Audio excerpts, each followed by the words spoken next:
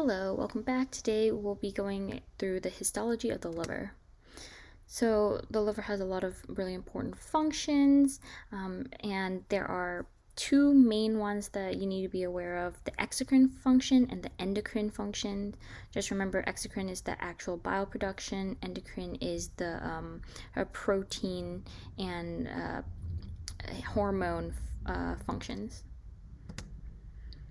So the structures, you go a lot more in detail in your anatomy course, but in general, the location is in the right upper quadrant, and it kind of extends almost into the the epigastrium, and there are a bunch of lobes, the right and the left lobe, along with the quadrate, the caudate lobes, and within it is the hepatic vein, or the hepatic portal vein, along with the hilum, the right and left branches of the hepatic plexus, along with the proper hepatic artery and the portal vein will enter the liver through the hilum, and the right and left hepatic ducts carrying bile will leave along with the lymph vessels, and they're all divided into 8 quadrants, and this is more of the surgical separation or segments, but in general the different quadrants work, and they're all supplied by different branches of the portal vein. So the portal system is really important because it is kind of like a double loop. It works to do a first pass metabolism, which is really important in drug metabolism. So the portal vein will carry about 75% of the blood into the liver. So the poorly oxygenated blood, and that contains all the toxins and nutrients that is absorbed in the intestines, and it will be carried through the portal vein into the liver to be processed. It also carries the pancreatic and the bilirubin secretions as well. And the proper hepatic artery will supply the oxygenated blood to the liver. So it's important to know the difference. Portal vein is for the liver to detox and do its job. Proper is what actually gives the liver nutrients, because it's an organ too. And as you can see, the superior mesenteric veins will drain the large intestines, and the part of the small intestines. The gastric veins come from the stomach. Splenic veins come from the spleen. The cystic veins will come from the gallbladder, and then the inferior mesenteric veins will carry the lower intestine. So the liver is covered by a thin but thick connective tissue capsule, and it's thicker at the hilum, and it sends the septa into the liver to divide it into lobules. And we actually have thousands of hepatic globules. See, septa. Here's the general structure: portal vein here, hepatic artery, and the hepatic portal. So the hepatic globule are generally hexagonal, and these are the basic structural and functional unit of the liver. They're filled by hundreds of plates of hepatocytes. So I say plates because these hepatocytes are very flat and they kind of stack on each other. And those are surrounding a central vein, and all of this is supported by reticular fibers. The connective tissue septa at the periphery of the lobule will create the smaller portal area where all of them kind of connect. And here's the portal venule, and right next to the hepatic artery, here's a portal vein, bile duct. The portal areas will carry the arterioles from the proper hepatic artery, and a venule from the portal vein, and the bile duct, and that makes the portal triad. So here's another one. The portal vein is massive. See, the hepatic artery, it's so much smaller because it's not mainly the artery. This is the arterioles. And here's the bile duct. So it's kind of useful to know AVD, because that's the way the the setup is, and if you want to perform surgery on it, it's kind of important to know where the bile ducts are, where's the portal vein, where's the hepatic artery. So the sinusoids will lie between the plates, and those come from the proper hepatic artery and the portal vein. And that's where the venous and arterial blood mix, and it's lined by a thin, discontinuous fenestrated endothelium for, as you can see here, there's a bunch of gaps. It's so that if needed, the neutrophils can squeeze through between the gaps and detoxify what's ever in it. And it's also covered by a basal surface of microvilli, so things can be absorbed like nutrients. The Kuffer cells will lie between the endothelial cells, and the endothelium and the Kuffer cells are surrounded by the basal lamina membrane, along with the reticular fibers, which will lie in the parasitoidal space. And it's important to note that the blood will go in one direction and the bile will go in another. These don't ever mix. Oxygen would be low coming in, and it also stimulates all these other functions. So if you have low oxidation, maybe you're going into ketosis, things like that, but that's more of a physio topic. So the perisinusoidal space is also known as the space of Dis, and that lies between the fenestrated sinusoidal epithelium and the hepatocytes, so it's actually quite small, and it's filled with plasma that will drain into the lymphatics of the portal triad. So the lymphatics, I didn't really describe it in the portal triad, but it's really close to the vein, which makes sense. And the microvilli from the hepatocytes will project into the perisinusoidal space, and that drains into the lymphatics. And as you can see here, the central vein feeds into the hepatic vein, and here are all these hepatocytes, and then they just kind of drain into the sinusoids, and all of that kind of goes in. And this is where the sinusoids, this is where the blood mixes, because this is from the portal vein, hepatic artery. Hepatocytes are also known as etostellate cells, and those are kind of interspersed in regular intervals. And the cytoplasm have the lipid droplets containing vitamin A, which makes the cytokines that help regulate the Kuffer cell activities.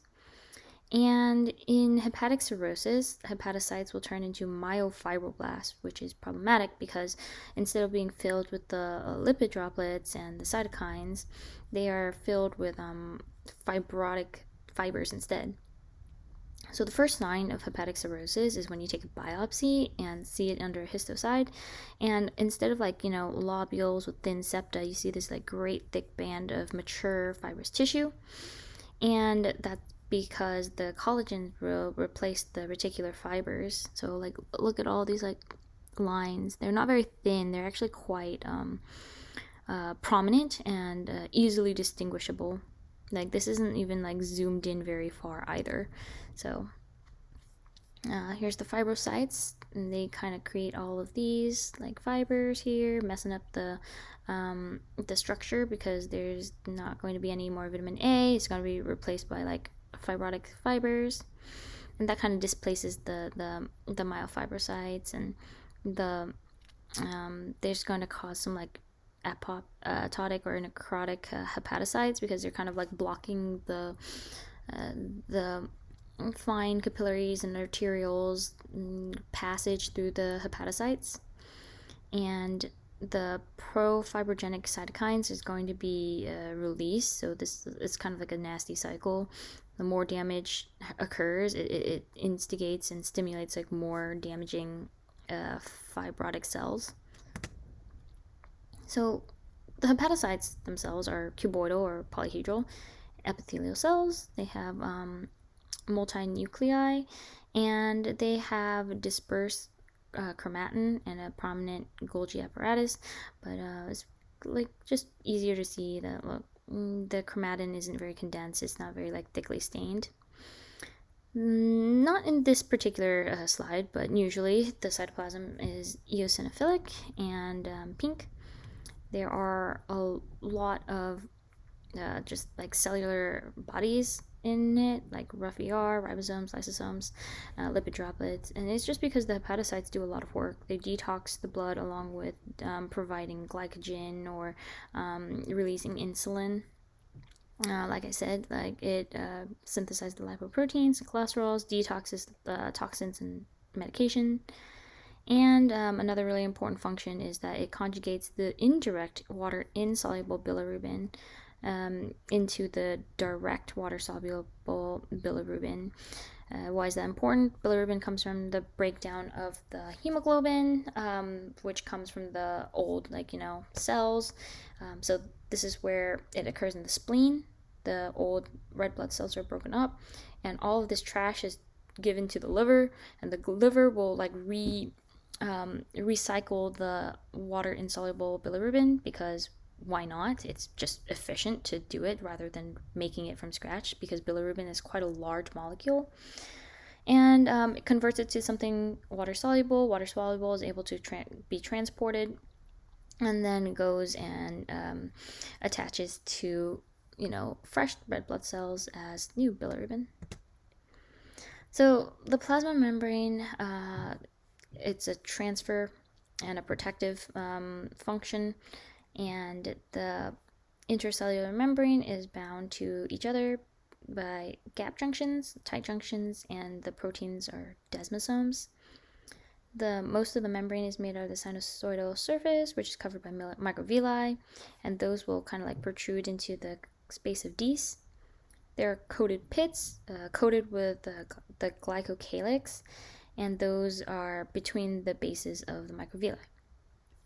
The sinusoidal space will secrete the plasma proteins, and the canaliculi will bind the adjacent hepatocytes everywhere except for at the surface, because of the microvilli. They need to have a little bit of wiggle room.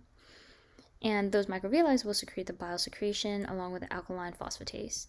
So here's the Kuffer cells once again. They're like right adjacent to the sinusoids, and all of those will lead into the central vein. Here's the hepatocytes kind of lying in the middle. Here's the bile canaliculi in between. Okay, so the liver is organized first into the lobules, and then the portal lobules, and then the hepatic acinus. And they're all organized by the different functions and different vasculature. But each lobule has only like one central vein, and that is responsible for the endocrine function. So everything is dumped into the central vein, and then from there it can transport these molecules, usually hormones, throughout the rest of the body. Blood is oxygenated. Toxins, nutrients, and will enter the lobule at the portal triad, and it flows from the outside to the center. Okay, let's go back to the portal. So it's a permanent portal. These peripheral zone hepatocytes are there for life. There's not like any mitosis or anything, because their main job is just to like make the protein synthesis. So they have a lot of mitochondria to provide the energy for that, and has the richest blood supply. So it has the most exposure to toxins, so it's most likely to be damaged by toxins.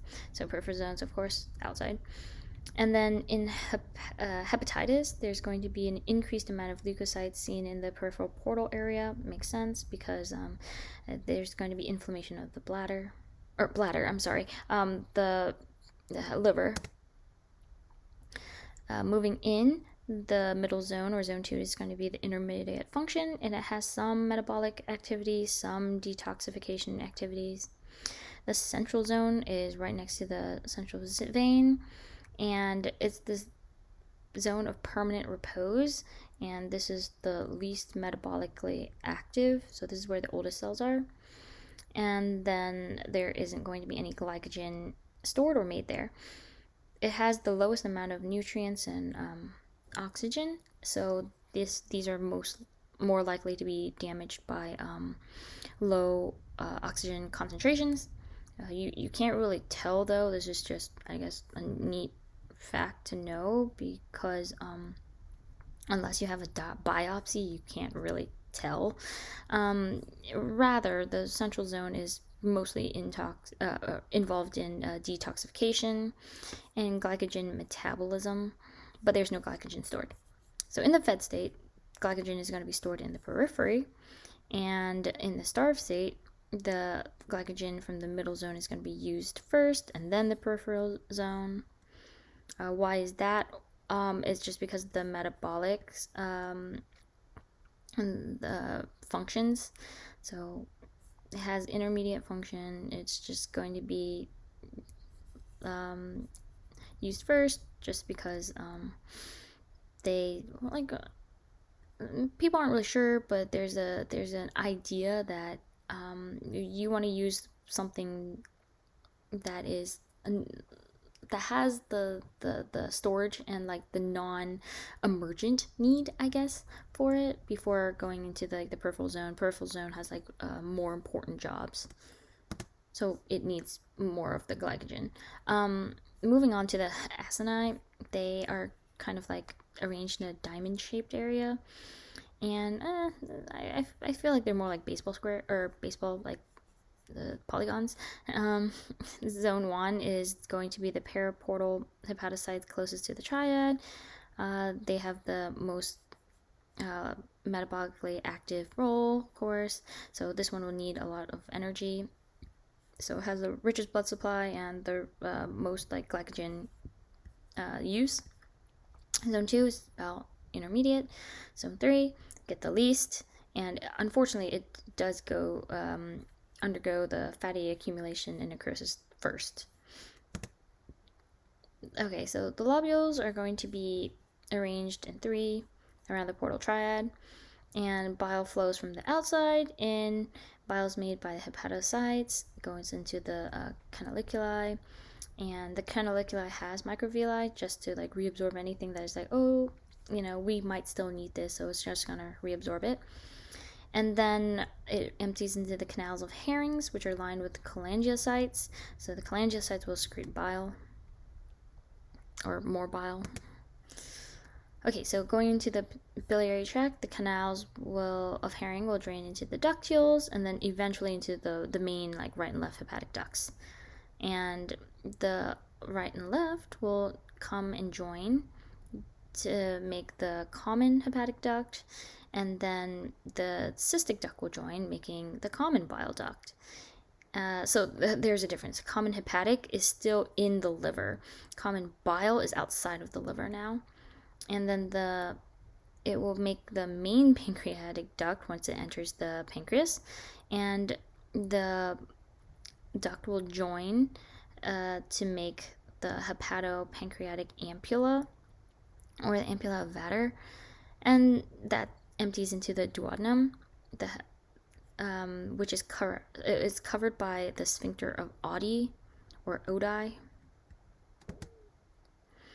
So the mucosa is going to be a simple columnar cholangiocytes with microvilli. In the cystic duct, it changes a little bit and forms like a spiral formation, and it makes the spiral valves of Heister, and this will regulate the degree of the gallbladder distension. And unfortunately, this is where the gallstones can impact because of the spiral shapes. It's easy to get caught, and also it's a lot more like narrow than the rest of the gallbladder. The lamina and submucosa is thin, and it has a mucus gland to kind of ease the bile going in and protect the walls from bile. The muscularis propria is thin and becomes thicker around the common bile duct nearest the hepatopancreatic ampulla, and that forms the sphincter choledochus.